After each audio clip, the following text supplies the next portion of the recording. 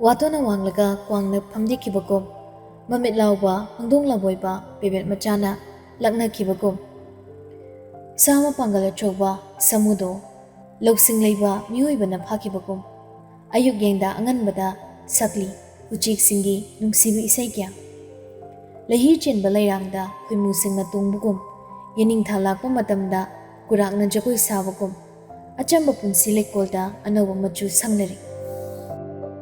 madamna sumhaukibana meeting adu solution khre hol aduda pibase yang kuina leitharamdri magi oiba self introduction torumlaga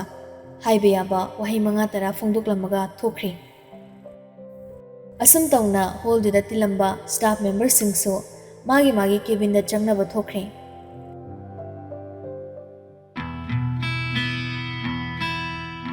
adugu nupi ani dudi masai meeting loramdai makhoigi mitmangdu ukiba Pibagi matauda angapa pukhibaduna langtaknaba matauda aniduna ikon kona wari sanaduna tholakpani misnana kaino ekhoino risibo nati huzikitubu chakanabado tasing oidoro natraga manabo oidoro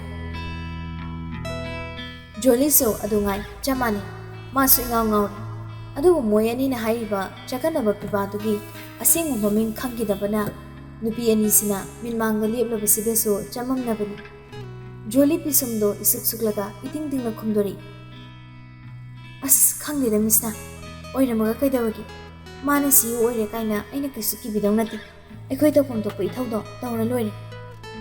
kana khangba magi makhada leirabani sadana thabong mayam ga pisaladi joli ngasai makai oirangba saphumdo mangkre karama mikupta mangkibano masana pok khangjadre aduna kishu khanda khumnei is magi makhada lairina mana pangtau tong yabra aisu aini masu mani mana ikugi khudung thiba kharadagi kanbirena bo mana hairi khayagadro taningdeda as aina di sargi machanu pa leita zalana khaluisiga oiramiba machanu pa siga hasadawri lilasi joli misna da pairip ningli akhoi company gi COC nupi oiba pamde yam haide lai to nangi sar machanu pa do lang thakni dai thaodana Joli misna gi mang thana gamgam chakre misna joli da tana simlahawi ho aidi kana khangni gi ma oiramni de pele ai sar gi macha ga ne pung bene pele ngai kho kaino natani chakri dubo asumna numitu gi matam do huzan khre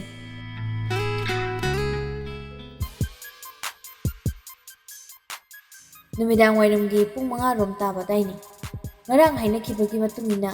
Imphal area dagi khara lamna leiba farm house tuda nupa marido magi gari da yuksanari bibadi ngasai office dagi yum changda somdo sum haitharakpana dress tu hongre makoi yuksanarkle khangmana nupa marido makoi ni he khunpham yum adugi maning ithang thangna leiba mamlap toba ka duda pulap koina phumna wari tawri Robert bibada onsilaga life se change fazana tawrine ko Ameter sen table mathakta leiba tangkhai yogdani yauba angangba wine glass su thangatuna sibama chinglaga sugatuna hairi change life change to why we say life nanati ai gi khong thangna tonme masida miyoibana masagi maral khumjina bu honabada life da blame tobani hazana dinarakpa mangaw thikraba marup marido question dina phumjarabaso mayongna phaminariba risi madipiba anido wa mata ngangadi wa ngangadi tokro michina pawhana yengnadi aduba amitragi waido taraga piba magi hainabi wakhalbu khaladi churu mache maga loinaraga itaptapna haini miyoibana punsida blame tawe punsina miyoibada blame taw aduba igidi pabung naibu blame taw aina pabung da blame taw Sisu punsigi khongthang amani makuna pairamba chur mache do thangatuna amuktang chinglaga maikhudo fulauna kapthari bibagi wahi aduda nakal da phamlamba marup ahumdo bibada loini yengi maruptuda hena luthana yenglambadi risini matawdo khangi piba aduna pairamba churupto namsinduna muthallaga masa pumbado risida onsinun hari ing tapada wakhal dabada Chinglembada nupa manbada ayi marup singi marakta risi Nang, adubu handak aigi angauba manglanda. Nakoibu pusalubana, nakoigi punsigi khongchitsu, angauba manglangi, kaisam sangda lehenbagi pukningda. Aibu warogani, thadokani, aine nakoibu thadokani. Fazindaba yadaba tanjawaibani, nakoibu aigi manglanda thambani. Bibari sida yenglamba midyengdo hauzik amuk handoklaga, makoka panana masapu manga thaduna, puba ngamdaba wakhaldo ingthanaba laiki. Mikopa risi, masai makai wahi mata haida, tumina lairambado bibagi wahiduda, family badudagi machi khazik lenglaga, bibagi lingsamda tamna pari. Ai khangi biba, ai loina khangi. Nangna nangi pabungi chinmenaba, nangi phire phongugum, aisu aigi maikhum ubnaba, babagi thamoi pelhanbani. Phatri, bawa yamna phatri, yamna hongkre. Wasingdo serious tanarakle haibadi khangi. Adubu karigumba wasi makha chathanaраklabadi yaroi khangmana amitra nanakandagi fadhachile as yari adumai sum ngangnariga kari oiduno kari kana dunoba napali banoina adu puning songtharaga napali dabai gidi kari oigani hongkri loikri manglanda taw taibungda lakse hojik tawraga kamdawraga phagadagi haiba lambido thirage chatke khaliba lambido chumna chanaba tawsi Amitra wado taraga Robert na mating pangsili. Hai sumay bani piba. Sumay sum hai na laydok saro kari tok sige do khanasi. Nang su nang na makoida kuthari do. Karma gino hai ba noi babung na khanglini. Masi khangna macha amagi damak lepa ngamdraga kari gi huzina nang bu magi khongthang da pusina honari. Kari gi migi lang da mana thuramba. Madu masa khantha bangam gadabani. Hayu piba. Hojik pabungna leriba pibamsi matau karamnam imana kari hagi. Piba masapu manga thaduna lerambado Robert ki wahangduda tamna nongkhalaktuna chumring phamlai. Karim khunde nakandagi amitra namo. Hayu piba maram khangba isu pam. Hojik oiriba pabungi pibamsi tarai noibi yabanadi. Hayu singna tam. Piba handakti tumi laithoktre phamlambadagi tamna hogolaktuna risida muktang yenglami. Aduga makoina leriba mafumdudagi akoibada khongthangdo anihum thangduna tungona lepi chaning tana sor ma hondoklaga hari chapchapodumadi esu khangri numitto nangai puna nupide sakhangna naba chappu numituni khudong chakhidabagi devra singnaraga khutkra thukna kibaduga hanagi manilga magi ehenba asaw boikibaga oinamase numitto mana haibada Flashback. Lukoi hospital lagi putharaklo matung numit nini humni muk hawkre. Piba mapagi hidaguli pisaba loiraga tholakpani. Adubu mamai be marita kitchen gi thabak kumba lushilamaga potharage haiduna tholakpaga mapa chabadagi piba mama bu kauduna khamlei. Ma potharduira. Potharurage. Nang pabung hidak pijaramabo. Pijaramni. Phare dudi nang se pothazaruro. Piba waduna thairaga mamagi makut paiduna kitchen lomda muk chinglaga dining chair duda phamali machagi matawduda Rita ingangaklaga tahata hanglei kaidawragi magi sananabo karino nangna tawisibo Piba hekta khumde tumilei mamado ningthina phamalaga masuna kalda thariba dining chair amada phamlei aduga mamada munni yenglaga tamnhairi ma Hangne karino sana nangbo hayuni nangna hainingbodo matamse ayawrabani ai ngasiri wakra hangi Rita kaisu khanda tathak yengnamba mamito machagi luna hairakpa watuda tumilei hainingbodo hairo ma tari haibakom matawdu khanglaba piba panthada mamada yengna hairi ma pabungi pibamse mataw karam noirakpano aina yumda leiringai harau thabuk chakhiba pabungna Asumna tawre haiduna chemchana ngada phone torpado ai manga chamanaki hayoma haibyo pabungi pibamse mataw karamna nama imagi sana ai taima hayo sana wafamsi nang pabungna nangbu khanganba pamdabani karige pabungna naraga masa solaga macha ingoda madugi maram haiba pamdriba sana nang phingatkan ima haigi Wafamsi nang babungna nangbu khanganba pamdribagi maramdi hiram khudingda Isagi pingan mamatawda napabungnane nangbu khanganingdabani adubu hai isana du khangninglabani adubuni sana nang tapthako pingan numito nang pabung thagwa halaga mayai kadane ngahak pothaduna leibani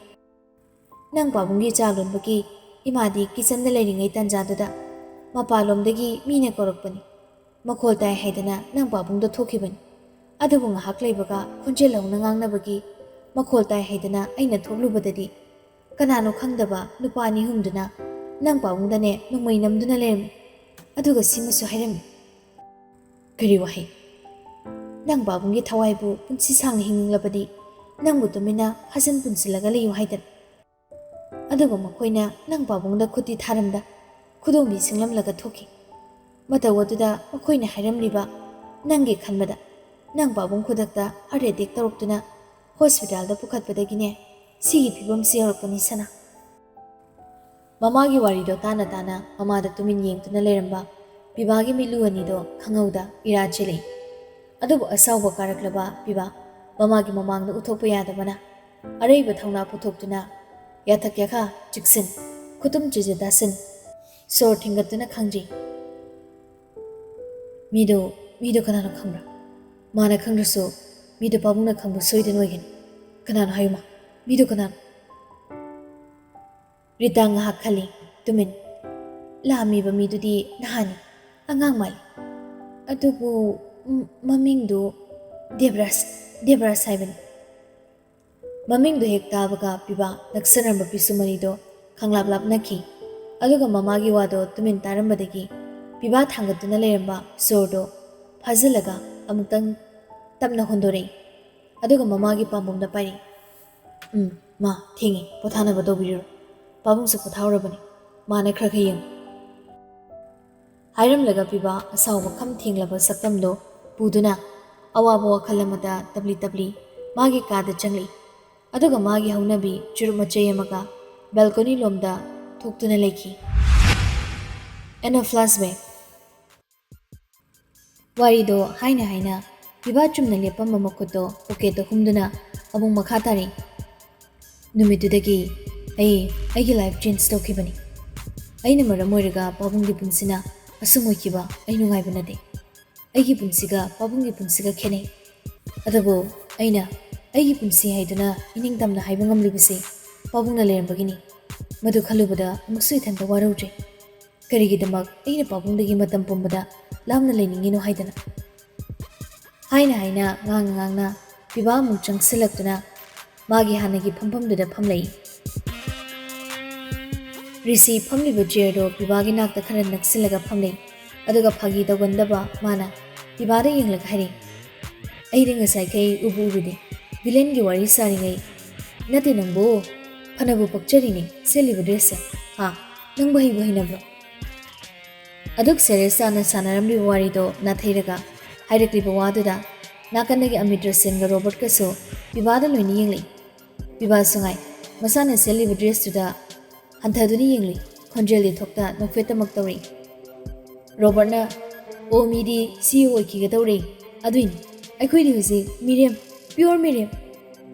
amitra na kaino aisi kanagi CEO karige robert na handak moi babungna maning mamang thallaga thakhiba langdo ada thukiban aduna moi babungi company gi CEO oirni haben adu oiram kaino adudi akhoi jim jana oidaine hera kaino yaroida ikubu ko sarakani ko ituna oiribo phamdubu mullaga ma gunda sida oini haisibo aini di ituna siu oirabani na somda muktana tawri aduga bibado handati nokthuri amitreda onsalaga khumai o hujikti nangi manglamgi chemchado ek siu oikre expire oi madu pumna makto nang lohenban nangna gyan tana lermadi si thokidro o aina fana gyan tarasu ngaurusu mapudi aina du moido leri kanar coming 13 da chimjam changkhani aduini thuna silise aini am winning dana oibaga nate aingonda thabak hapalini robert na harine dudi ayin kadai dana mo chalaga treat to ya kai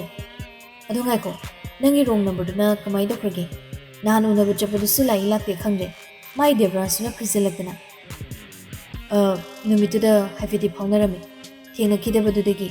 ꯑꯗꯨꯒ ꯑꯩꯈꯣꯏ ꯄꯥꯕꯨꯡ ꯃꯁꯥ ꯉꯝꯃꯛꯇꯕꯗꯒꯤ ꯑꯩꯁꯨ ꯑꯣꯟꯁꯤꯜꯂꯨꯗ꯭ꯔꯦ ꯑꯁ ꯀꯥꯎꯔꯦꯗ ꯑꯩꯗꯤ ꯅꯪꯅ ꯍꯥꯏꯔꯒ ꯅꯤꯡꯁꯤꯡꯉꯤꯁꯤꯅꯤ ꯗꯦꯕ꯭ꯔꯥꯖ ꯍꯥꯏꯔꯒ ꯅꯍꯥꯟ ꯖꯦꯝꯆꯥꯅ ꯄꯥꯎ ꯍꯥꯏꯔꯛꯄꯒ ꯅꯪꯗꯤ ꯑꯗꯨꯝ ꯆꯠꯈ꯭ꯔꯦꯗꯅ ꯑꯗ ꯅꯪ ꯖꯦꯀꯦꯠꯇꯣ ꯑꯩꯗ ꯄꯨꯕꯤꯈꯣ ꯍꯥꯏꯍꯧꯕꯅꯤ ꯑꯗ ꯃꯔꯥꯡ ꯅꯪꯅꯁꯨ ꯄꯨꯈꯤꯗꯕꯗꯨꯗ ꯑꯩꯅ ꯄꯨꯔꯛꯑꯦꯅ ꯑꯃꯨꯛ ꯅꯪ ꯍꯧꯅꯕꯤ ꯇꯧꯔꯛꯑꯗꯤꯅ ꯄꯨꯔꯛꯇ꯭ꯔꯦ ꯌꯦꯡ ꯂꯩꯍꯧꯕꯅꯤ ꯅꯨꯄꯤꯗꯣ ꯀꯩ ꯈꯜꯂꯤꯅꯣ ꯈꯪꯗ꯭ꯔꯦ ꯕꯤꯕꯥ ꯔꯣꯕꯔꯠꯅ ꯋꯥꯗꯣ ꯄꯨꯁꯜꯂꯛꯄꯗꯨꯗ ꯅꯨꯃꯤ ꯇꯧꯔꯤ ꯖꯦꯀꯦꯠ ꯍꯥꯏꯔꯒ ꯃꯥꯅ ꯍꯦꯛ ꯑꯣꯐꯤꯁ ꯍꯜꯂꯛꯏꯗꯨꯗꯤ ꯑꯩꯈꯣꯏ ꯀꯝꯄꯦꯅꯤꯒꯤꯗ ꯌꯥꯎꯕ ꯑꯣꯏꯔꯝꯃꯤꯗꯅ ꯑꯦ ꯀꯩꯅꯣ ꯍꯥꯏꯁꯦ ꯑꯣ ꯑꯩꯒꯤ ꯖꯦꯀꯦꯠꯀꯤ ꯗꯣꯕꯤꯗꯣ ꯑꯩꯒꯤ ꯃꯈꯥꯗ ꯑꯦꯝꯄ꯭ꯂꯣꯌꯤ ꯑꯣꯏꯔꯝꯃꯦ ꯍꯥꯏꯕ ꯀꯩꯅꯣ ꯈꯪꯗꯦ ꯑꯃꯤꯇ꯭ꯔꯅ ꯚꯥꯂꯣ ꯐꯖꯩꯅꯦ ꯋꯥꯔꯤꯁꯦ ꯅꯨꯡꯉꯥꯏꯗꯣꯔꯤꯗ ꯃꯩ ꯍꯧꯕ ꯕꯣꯁꯀꯤ ꯃꯈꯥ ꯄꯦꯇ꯭ꯔꯣꯜ ꯅꯨꯄꯤ ꯑꯃꯅ ꯑꯦꯝꯄ꯭ꯂꯣꯌꯤ ꯑꯣꯏꯗꯣꯏꯕ ꯁꯣꯏꯗ꯭ꯔꯦ ꯅꯣꯏ ꯀꯝꯄꯦꯅꯤꯗꯣ ꯕ꯭ꯂꯥꯁ ꯑꯃꯨꯛ ꯇꯧꯔꯛꯇꯅꯕ ꯔꯤꯁꯤꯅ ꯏꯇꯞ ꯇꯞꯅ ꯐꯔꯦ ꯊꯦꯡꯁꯨ ꯊꯦꯡꯖꯤꯜꯂꯦ ꯍꯟꯅꯕ ꯇꯧꯔꯁꯦ ꯑꯗꯣ ꯍꯌꯦꯡꯒꯤꯁꯤ ꯄ꯭ꯂꯥꯟꯗꯣ ꯁꯤꯗ ꯑꯗꯨꯝ ꯇꯧꯔꯁꯤ ꯌꯨꯝꯗꯒ ꯁꯤꯟꯕ ꯑꯃꯠꯇ ꯄꯥꯝꯖꯗ꯭ꯔꯦ ꯅꯣꯏ ꯅꯄꯥꯁꯨ ꯉꯥꯏ ꯑꯩ ꯏꯄꯥꯁꯨ ꯉꯥꯏ ꯆꯞ ꯃꯥꯟꯅꯩ ꯀꯥꯟꯅꯗꯦ ꯑꯗꯨꯅ ꯁꯤꯗ ꯑꯗꯨꯝ ꯇꯧꯔꯁꯤ ꯊꯣꯛꯅꯕ ꯇꯧꯔꯁꯤ ꯂꯥꯛꯑꯣ ꯍꯥꯏꯅꯔꯒ ꯃꯇꯝ ꯀꯨꯏꯅ ꯂꯥꯞꯅꯔꯨꯔꯕ ꯃꯔꯨꯞ ꯃꯔꯤꯗꯣ ꯉꯁꯤꯗꯤ ꯑꯄꯦꯟ ꯄꯦꯟꯗ ꯐꯣꯡꯗꯣꯛꯅꯗꯨꯅ ꯐꯅ ꯀꯨꯏꯅ ꯄꯨꯜꯂꯨꯔꯒ ꯀꯥꯏꯅꯈ꯭ꯔꯦ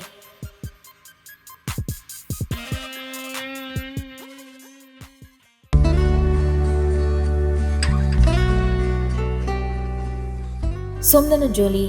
ꯅꯨꯄꯤꯗꯣ ꯆꯥꯛ ꯇꯣꯛꯂꯕ ꯃꯇꯨꯡ ꯄꯨꯡ 4 ꯇꯥꯕ ꯑꯗꯥꯏꯗ ꯃꯥꯒꯤ ꯀꯥꯗ ꯀꯥꯔꯛꯇꯨꯅ ꯄꯣꯊꯥꯕ ꯆꯪꯂꯛꯄꯅꯤ ꯑꯗꯨꯕꯨ ꯉꯁꯥꯏ ꯃꯥꯒꯤ ꯃꯦꯝꯗ ꯄꯤꯔꯝꯒꯗꯕ ꯐꯥꯏꯜꯗꯣ ꯐꯃꯨꯡ ꯅꯥꯀꯟꯗ ꯊꯥꯔꯤꯕ ꯇꯦꯕꯜ ꯃꯊꯛꯇꯨꯗ ꯂꯩꯔꯝꯕꯗꯨ ꯎꯕꯗ ꯃꯆꯤꯟꯅ ꯇꯞꯅ ꯁꯣꯜꯂꯤ ꯑꯁꯤꯅ ꯑꯃꯨꯛ ꯀꯃꯥꯏ ꯀꯥꯎꯔꯝꯃꯤꯕ ꯑꯩꯕꯨ ꯃꯤꯇꯤꯡ ꯂꯣꯏꯔꯒ ꯄꯤꯔꯝꯒꯦꯅ ꯇꯧꯈꯤꯗꯥꯏꯅꯦ ꯑꯩꯅ ꯍꯦꯛ ꯇꯧꯕꯁꯤꯃꯕ ꯁꯨꯛꯊꯔꯒ ꯐꯃꯨꯡꯗꯨꯗ ꯐꯝꯂꯛꯏ ꯃꯈꯨꯠꯅ ꯄꯥꯏꯗꯨꯅ ꯂꯥꯛꯈꯤꯕ ꯐꯥꯏꯜꯗꯣ ꯃꯇꯧ ꯀꯔꯝꯅ ꯀꯥꯎꯗꯨꯅ ꯄꯨꯔꯛꯈꯤꯕꯅꯣ ꯉꯁꯥꯏ ꯃꯤꯇꯤꯡ ꯇꯧꯗ꯭ꯔꯤꯉꯩ ꯃꯥꯒꯤ ꯃꯦꯝꯗ ꯄꯤꯁꯟꯒꯦ ꯇꯧꯔꯝꯕ ꯐꯥꯏꯜꯗꯣ ꯄꯤꯕ ꯅꯪꯍꯧꯗ ꯏꯄꯥ ꯄꯥꯈꯠꯅ ꯊꯣꯛꯂꯛꯈꯤꯕꯗꯨꯗ ꯃꯤꯇꯤꯡ ꯂꯣꯏꯔꯒ ꯑꯣꯏꯅ ꯐꯖꯅ ꯁꯤꯟꯅꯔꯒꯦ ꯈꯟ ꯃꯤꯇꯤꯡ ꯍꯣꯜꯗ ꯄꯥꯏꯗꯨꯅ ꯆꯪꯂꯛꯄꯅꯤ ꯑꯗꯨꯕꯨ ꯑꯊꯨꯕꯗ ꯃꯈꯣꯏꯒꯤ ꯀꯝꯄꯦꯅꯤ ꯑꯗꯨꯒꯤ ꯑꯅꯧꯕ CEO ꯑꯃꯃꯨꯛ ꯁꯤꯟꯅꯦ ꯍꯥꯏꯗꯨꯅ ꯂꯥꯛꯈꯤꯕ ꯃꯤꯗꯨ ꯎꯔꯨꯕꯗꯒꯤ ꯋꯥꯈꯜ ꯇꯔꯪ ꯆꯠꯈꯤꯕꯗꯨꯅ ꯃꯥꯅ ꯌꯨꯝꯗ ꯍꯜꯂꯛꯄꯗ ꯐꯥꯏꯜꯗꯨꯃ ꯑꯗꯨꯝ ꯂꯣꯏꯅꯗꯨꯅ ꯄꯨꯔꯛꯈꯤꯕꯅꯤ ꯖꯣꯂꯤ ꯄꯨꯝꯅꯃꯛ ꯅꯥꯊꯩꯔꯒ ꯐꯃꯨꯡꯗ ꯃꯈꯣꯡ ꯁꯥꯡꯅ ꯇꯤꯡꯊꯣꯛꯑꯒ ꯋꯥꯈꯜꯗꯣ ꯑꯃꯔꯣꯝꯗ ꯈꯜꯂꯛꯏ ꯑꯃꯨꯛꯁꯨ ꯅꯣꯛꯃꯤ ꯑꯃꯨꯛꯁꯨ ꯏꯁꯨꯛ ꯁꯨꯛꯊ ꯀꯔꯤꯅꯣ ꯑꯃꯗꯤ ꯈꯜꯂꯤ ꯅꯨꯄꯤꯁꯦ ꯑꯁꯨꯝꯅ ꯉꯥꯏꯍꯥꯛ ꯂꯩꯔꯝꯂꯒ ꯅꯨꯄꯤꯗꯣ ꯃꯣꯅꯥꯀꯟꯗ ꯂꯩꯔꯤꯕ ꯐꯣꯟꯗꯣ ꯄꯥꯏꯈꯠꯂꯒ ꯋꯥꯆꯦꯞꯇ ꯆꯪꯉꯤ ꯑꯗꯨꯒ ꯁ꯭ꯇꯦꯇꯁ ꯑꯃ ꯇꯥꯏꯞ ꯇꯧꯏ ꯎꯒꯦ ꯐꯪꯗꯕ ꯄꯣꯠꯁꯛ ꯃꯒꯨꯟ ꯂꯩꯕ ꯍꯦꯜꯂꯅꯤ ꯑꯩꯒꯤꯅꯤ ꯈꯪꯗꯕ ꯄꯣꯠꯁꯛ ꯍꯦꯟꯅ ꯅꯛꯅ ꯂꯩꯍꯟꯅꯤꯡꯉꯤ ꯈꯪꯂꯔꯣꯏ ꯈꯟꯅ ꯈꯪꯗꯕ꯭ꯔꯥ ꯎꯍꯜꯂꯔꯣꯏ ꯈꯟꯅ ꯂꯣꯠꯄ꯭ꯔꯥ ꯂꯣꯟꯅ ꯇꯧꯖꯕ ꯏꯇꯧ ꯎꯈꯤꯗꯕ꯭ꯔꯥ ꯊꯃꯣꯏꯅ ꯋꯥꯍꯩ ꯈꯔꯁꯦ ꯇꯥꯏꯞ ꯇꯧꯕ ꯂꯣꯏꯔꯒ ꯁ꯭ꯇꯦꯇꯁ ꯑꯞꯂꯣꯗ ꯇꯧꯈꯤ ꯑꯗꯨꯒ ꯋꯥꯈꯜ ꯈꯖꯤꯛ ꯅꯨꯡꯉꯥꯏꯇ ꯄꯥꯏꯔꯝꯕ ꯐꯣꯟꯗꯣ ꯄꯥꯋꯔ ꯑꯣꯐ ꯇꯧꯔꯒ ꯇꯞꯅ ꯍꯤꯞꯊꯔꯝꯃꯤ ꯇꯨꯝꯊꯔꯒꯦ ꯍꯥꯏꯗꯨꯅ ꯃꯃꯤꯠꯎꯏꯁꯤꯟꯕꯒ ꯃꯤꯅꯤꯠ 5ꯃꯨꯛꯀꯤ ꯃꯇꯨꯡ ꯇꯦꯛꯁ ꯂꯥꯛꯄꯒꯤ ꯅꯣꯇꯤꯐꯤꯀꯦꯁꯟ ꯃꯈꯣꯜ ꯇꯥꯕꯗꯨꯗ ꯅꯨꯄꯤꯗꯣ ꯃꯃꯤꯠ ꯄꯥꯡꯂꯛꯏ ꯐꯣꯟꯗꯣ ꯇꯞꯅ ꯂꯥꯝꯗꯨꯅ ꯌꯦꯡꯂꯨꯏ ꯂꯥꯛꯂꯤꯕ ꯇꯦꯛꯁꯇꯣ ꯒꯤꯔꯤꯁ ꯊꯥꯕꯗꯨꯗꯒꯤ ꯂꯥꯛꯄ ꯇꯦꯛꯁ ꯑꯅꯤꯅꯤ ꯊꯥꯒꯠꯂꯤꯕ ꯁ꯭ꯇꯦꯇꯁꯇꯨꯒꯤ ꯔꯤꯄ꯭ꯂꯥꯏꯅꯤ ꯏꯔꯝꯃꯤ ꯑꯁꯨꯝꯅ ꯑꯍꯥꯟꯕꯗ ꯃꯒꯨꯟ ꯂꯩ ꯈꯟꯕ ꯄꯣꯠꯁꯛꯇꯤ ꯆꯦꯛꯁꯤꯟꯅ ꯊꯝꯃꯣ ꯅꯪꯒꯤꯅꯤ ꯈꯟꯗ꯭ꯔꯁꯨ ꯅꯪꯅ ꯊꯝꯂꯤꯕ ꯄꯣꯠꯁꯛꯇꯣ ꯅꯣꯡꯃꯗꯤ ꯅꯪꯒꯤ ꯑꯣꯏꯔꯛꯀꯅꯤ ꯈꯪꯗꯕꯅꯤ ꯅꯠꯇꯦ ꯎꯍꯜꯂꯣꯏ ꯈꯟꯅꯁꯨ ꯂꯣꯠꯄ ꯅꯠꯇꯦ ꯅꯪꯅ ꯂꯣꯟꯅ ꯇꯧꯔꯁꯨ ꯑꯩꯅ ꯐꯣꯡꯗꯣꯛꯈ꯭ꯔꯦ ꯁꯦꯀꯦꯟ ꯔꯤꯄ꯭ꯂꯥꯏꯗꯅ ꯁ꯭ꯃꯥꯏꯂꯤꯡ ꯏꯃꯣꯖꯤ ꯑꯃꯒ ꯍꯥꯞꯂꯒ ꯑꯩ ꯂꯣꯠꯇꯦꯗ ꯈꯔ ꯆꯤꯟꯕꯩꯅꯤ ꯑꯩꯅ ꯍꯥꯏꯔꯝꯕ꯭ꯔꯥ ꯈꯜꯂꯤ ꯍꯟꯗꯛꯇꯤ ꯈꯔ ꯆꯤꯜꯂꯅꯤꯅ ꯂꯥꯛꯂꯤꯕ ꯇꯦꯛꯁ ꯔꯤꯄ꯭ꯂꯥꯏꯗꯨꯗ ꯅꯨꯄꯤꯗꯣ ꯄꯨꯡꯉꯛ ꯍꯦꯛ ꯉꯛꯈ꯭ꯔꯦ ꯃꯁꯛ ꯎꯅꯗꯕ ꯑꯁꯨꯛ ꯀꯨꯏꯅ ꯇꯦꯛꯁ ꯊꯥꯅꯔꯛꯄ ꯄꯥꯎ ꯐꯥꯎꯅꯔꯛꯄꯁꯤꯗ ꯅꯣꯡꯃꯇ ꯊꯃꯣꯏꯒꯤ ꯑꯣꯏꯕ ꯋꯥꯔꯣꯜ ꯑꯃꯗꯤ ꯑꯁꯤꯒꯨꯝꯕ ꯇꯦꯛꯁ ꯑꯃꯠꯇ ꯎꯒꯦ ꯐꯪꯗ꯭ꯔꯤꯕꯅꯤ ꯑꯗꯨꯕꯨ ꯉꯁꯤ ꯃꯥꯒꯤ ꯁ꯭ꯇꯦꯇꯁ ꯔꯤꯄ꯭ꯂꯥꯏꯁꯤꯗ ꯂꯥꯛꯂꯤꯕ ꯇꯦꯛꯁꯁꯤ ꯎꯕꯗ ꯅꯨꯄꯤꯁꯦ ꯇꯁꯦꯡꯅ ꯉꯛꯈ꯭ꯔꯦ ꯐꯣꯟꯗꯨꯗ ꯌꯦꯡꯅ ꯃꯈꯨꯠꯇꯨꯅ ꯑꯃꯨꯛꯁꯨ ꯔꯤꯄ꯭ꯂꯥꯏ ꯇꯧꯏ ꯇꯦꯛꯁ ꯁꯣꯟꯅꯕ ꯃꯥꯜꯂꯤ ꯁ꯭ꯇꯦꯇꯁꯁꯦ ꯅꯪꯅ ꯏꯕ ꯅꯠꯇ꯭ꯔꯣ ꯃꯥꯅꯤ ꯑꯩꯅ ꯏꯕꯅꯤ ꯑꯗꯨꯗꯤ ꯑꯩꯒꯤ ꯇꯦꯛꯁ ꯁꯣꯟꯅꯗꯦ ꯀꯩꯅꯣ ꯑꯩ ꯀꯣꯛ ꯉꯥꯎꯔꯤ ꯊꯦꯡꯉꯤ ꯀꯣꯛ ꯉꯥꯎꯔꯗꯤ ꯃꯤꯠ ꯎꯏꯁꯤꯜꯂꯨ ꯑꯗꯨꯒ ꯇꯨꯝꯊꯣꯛ ꯐꯖꯅ ꯒꯨꯗ ꯅꯥꯏꯠ ꯍꯥꯏꯔꯝꯂꯒ ꯕꯤꯕꯥ ꯑꯣꯐꯂꯥꯏꯟ ꯆꯠꯈ꯭ꯔꯦ ꯁꯣꯝꯗ ꯅꯨꯄꯤꯗꯨꯗꯤ ꯇꯨꯝꯊꯔꯒꯦ ꯇꯧꯔꯨꯕꯒ ꯍꯥꯏꯔꯝꯂꯤꯕꯁꯤꯡꯗꯨꯒꯗ ꯔꯤꯄ꯭ꯂꯥꯏꯁꯨ ꯍꯟꯗꯣꯛꯎꯔꯦ ꯐꯣꯟꯗꯣ ꯌꯦꯡꯗꯨꯅ ꯉꯥꯎꯅ ꯂꯩꯍꯧꯏ